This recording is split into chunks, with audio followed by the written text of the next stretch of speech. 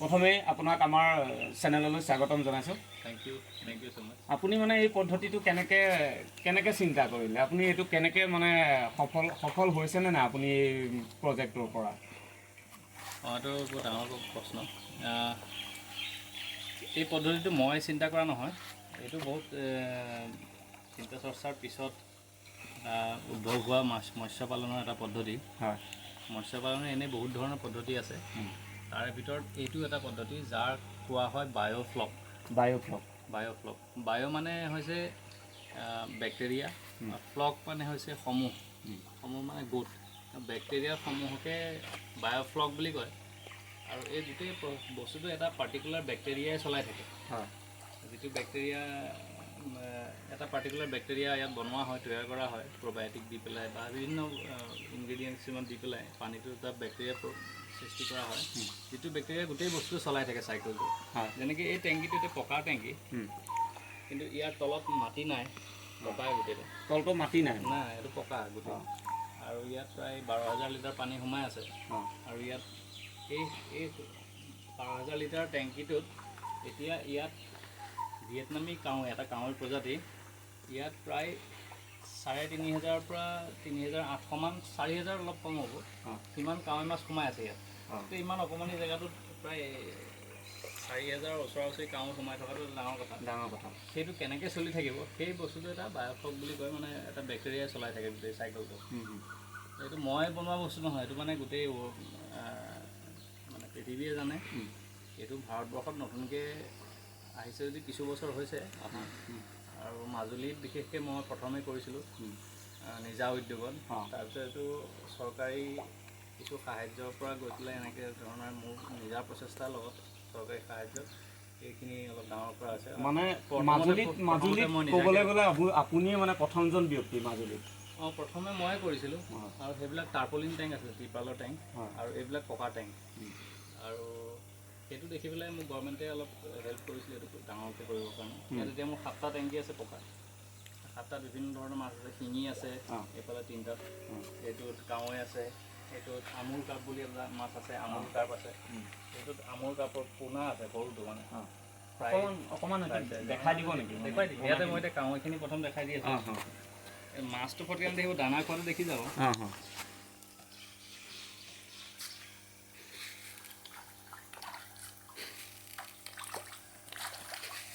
দানাটো দিয়াৰ লগে লগে মানে মাছখিনি আহি যায়। এইটো ডাঙৰ হৈছে এতিয়া, প্ৰায় মাৰ্কেটত লাজ হ'ব পৰা হৈছে চাইজ। খোৱাৰ ষ্টাইলটো দেখিলেই মানুহে গম পাব যে কিমান ডাঙৰ হৈছে। এটা মাছ পোহা মানুহে গমেই পাব, মাছ নোপোহা মানুহে গম নাপায়। এই যে খোৱাৰ যিটো সিহঁতে উছল কুট কৰিছে, যিটো ষ্টাইল হৈছে, এইটো দেখিলে মানুহে পোহা মানুহে গম পাব যে মাছটো একচুৱেলি কিমান চাইজ হৈছে। এই মাৰ্কেটত যাব পৰা হ'লে ময়ো দি চাওঁ কেইটামান। আৰু চববিলাক দানা দিব নোৱাৰি, চববিলাক মাছ পুহিব নোৱাৰি। কিছুমান পাৰ্টিকুলাৰ মাছ পুহিব পাৰি, কিছুমান পাৰ্টিকুলাৰ দানাহে দিব পাৰি। যেনে ইয়াত তল যোৱা দানাটো দিলে নহ'ব, পোনা দানাটো দিব লাগিব। এইটো টেংকিৰ পৰা আপুনি যিমানখিনি পইচাৰ পোনা দিছে, আপোনাৰ কিমানখিনি পইচা আপুনি পোনা দিলে আৰু আপোনাৰ কিমানখিনি পইচা প্ৰফিট হ'ল ইয়াৰ পৰা? 4,000 পোনা দিয়া হৈছে। এতিয়া 4,000 পোনাত খুব বেছি আমি সৰু পোনাটো আনো, যিটো ফ্ৰাই পোনা বুলি কয়। ফ্ৰাই পোনাটো এটাত খুব বেছি মেক্সিমাম ট্ৰান্সপৰ্টেশ্যন ধৰি পেলাই আমাৰ ইয়াত পোৱালৈকে 1.5 টকামান পৰিব পাৰে। মানে 4,000 পোনাত প্ৰায় এইফালে 4,000 আৰু 50 পইচাকৈ 2,000 টকা, প্ৰায় 6,000 মান টকা পৰে। 6,000 মান টকা পোনাত পৰে। আৰু ইহঁতে 1 কেজি মাছ হ'বৰ কাৰণে, মাছ পোহা মানুহে জানিব, এটা মাছ 1 কেজি চাইজ হ'বৰ কাৰণে সি প্ৰায় বডি ৱেইটৰ 80% মান দানা খাই দিয়ে। মানে 800 গ্ৰামমান দানা খায় জীৱনটোত 1 কেজি হ'বৰ কাৰণে। সেই ইয়াতে এতিয়া এটা কাৱৈ মাছ এতিয়া 70-80 গ্ৰাম হৈছে। 100-150 গ্ৰাম হ'লে মই বজাৰত পঠাই দিম আৰু আপুনি বিকিব মানে? বিকি দিম আৰু। তাৰপিছত এতিয়া 4,000 পোনাত 150 গ্ৰামকৈ ধৰিলে কিমান হয়? 4 পোনা 60 কেজি মাছ এটা ইয়াৰ পৰা ওলাব 4 মাহ হ'ব। 4 মাহত 60 কেজি কাৱৈ মাছৰ আজিকালি বজাৰত হেৰি হ'ব মিনিমাম এতিয়া ধৰি লওক বজাৰ ৰেট 350। 300কৈ যদি মই পাওঁ, বেপাৰী বাদ দি পেলাই 300কৈ 19,000 টকা পাম। 19,000 মোৰ খুব বেছি এইফালে 6,000 গৈ আছে।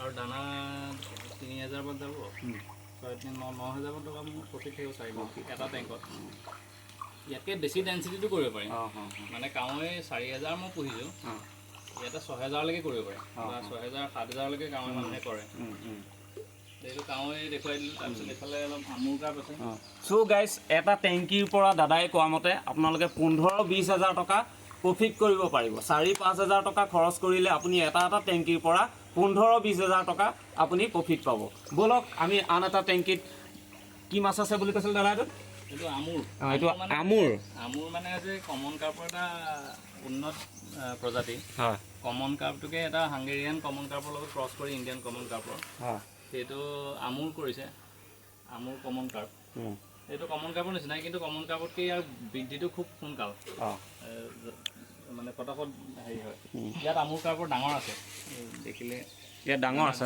ইয়াত ডাঙৰ আছে ডাঙৰ মানে ইয়াতে এতিয়া প্ৰায় 600-700 গ্ৰাম হৈছে হয় এইটো আচলতে ড্ৰপ পোনা আছিলে ড্ৰপ পোনা দিয়া আছিলে হয় ড্ৰপ পোনাৰ পৰা এই আহিছে খাবলৈ যথেষ্ট ডাঙৰ আছে মানে ৱেট হিচাপত কিমানমান হ'ব এটা 700 গ্ৰাম মানকৈ হৈছে 700 গ্ৰাম এইখিনিও মাৰ্কেটত আৰু কেইদিনমানৰ পিছতে ওলাই যাব ইয়াত আকৌ আমুৰ কাৰ্পৰ পোনা আছে এইটো টেংকত এইটো আকৌ ইণ্টাৰেষ্টিং এতিয়া মই হাতখন ধুই লৈছোঁ কাৰণে মই পানীটো চুই দিব পাৰিম পানীটো চুই দিয়াটো বেয়া কথা মানে বিভিন্ন বেক্টেৰিয়া চেক্টেৰিয়া এইটো যিহেতু বেক্টেৰিয়াতে চলি থাকে বেয়া বেক্টেৰিয়া কিবা কিবি হাতত আহি যাব পাৰে মানুহৰ চাদা তাদা খোৱা মানুহে চাদাটো ইয়াত পৰি যাব পাৰে মানে জোপা তোপা আহি আপুনি মানে কমাই দিব নালাগে আচলতে বিজ্ঞানসন্মত বাহিৰত গোটেই বস্তুটোৱেই বিজ্ঞানসন্মত আৰু যিটো সঁচাকৈ মানে ফাৰ্মিং কৰে বাহিৰত ভিয়েটনামত তাত একদম ধুনীয়াকৈ কেপ চেপ লগাই পেলাইহে যাব পাৰে ইয়াতে মই এইখিনি মাছ কেইখন দেখাই দি আছোঁ আহিছেনে ফটোত অকণমান দানা দি এইখিনি ইয়াতে হাততে খাই দিয়ে মানে হাততে খাই দিম হাততে খাই এতিয়া মানে হাতটো এনেকৈ পানীত দিবৰ কাৰণে অকণমান চাফা হৈ আছে পানীত যদি দি দিম মই হাতত খাইছেনে হাততে খাইছে হাতত মানে কুটকুটি থাকে হাততে খাইছে এইটো আমুৰৰ সৰু পোনা ইয়াত 6000 পোনা আছে 6000 আছে 6000 পোনা আছে এইটো কিমান দিন লাগিব ডাঙৰ হ'লে এইখিনি 45 দিনত ইহঁতে মানে চাইজত আহি যাব ধুনীয়া হয় তাৰপিছত সেইখিনি কিছুমান মই বিক্ৰী কৰিম আৰু কিছুমান মই নিজৰ পুখুৰীটো মই কালচাৰ কৰিম আপুনি মানে পোনা চিষ্টেমতো বিক্ৰী কৰে নে ডাইৰেক্ট পোনা আমি বিশেষকৈ পোনা ব্যৱসায় কৰোঁ পোনা ব্যৱসায়টোৱে আমাৰ মেইন ব্যৱসায় হয় এইটো ইয়াত পোনা এতিয়া ৰাখি পেলাই মই সৰহকৈ ৰাখি থৈছোঁ অলপ ডাঙৰ হোৱাৰ পিছতে মই ধুনীয়াকৈ বিক্ৰী কৰি দিম ভাল ৰেট এটা পাম হয় 45 দিনৰ কাম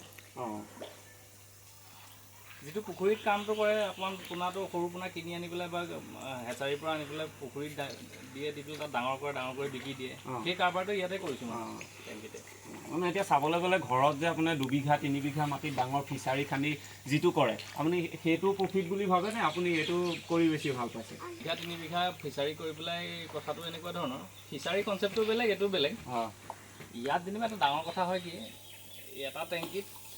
এটা টেংকি যিমান প্ৰডাকশ্যন দিব পাৰে 1 বিঘা ফিচাৰী এটাইহে সিমান প্ৰডাকশ্যন দিব পাৰে মানে এবিঘা ফিচাৰী যদি এটা মাটি মানে পুখুৰী থাকে এবিঘাত যিমানটো প্ৰডাকশ্যন হ'ব সেই সিমানটো প্ৰডাকশ্যন ভালকৈ কৰিলে এই এটা টেংকিতে কৰিব পাৰে যিটো 12000 লিটাৰ এটা টেংকি মানে ফিচাৰীতকৈ ইয়াত প্ৰফিটটো আপোনাৰ বেছি হয় জেগাটো কম লাগে এতিয়া মানুহৰ পৃথিৱীত জেগা নাইকিয়া হৈ গ'ল পানী কম লাগে হয় সেইটো পানী কম লাগে 12000 লিটাৰতে ইমান মাছ সোমাই থাকে হয় আকৌ খৰালি আমাৰ পুখুৰীবিলাকৰ পানীটো শুকাই নাইকিয়া হৈ যায় ইয়াত কি কৰিম ইয়াতো পানীটো নুশুকায় আৰু মানে পানীটো আপুনি চেঞ্জ কৰে নে না একেটা পানী আপোনাৰ থাকি যায় পানী একেখিনি এটা চাইকেলত এটা বেটছ উলিয়াবলৈ এটা পানী কেতিয়াবা অলপ পানী এনেকৈ এৰি দিয়া হয় এইবিলাক এইটো আউটলেট এইটো যেনেকৈ আউটলেট পানী খুলি দিলে ফটকৈ আহি যাব দেই ভৰি তিতি যাব পাৰে দেখাই দিয়ক এটা আউটলেট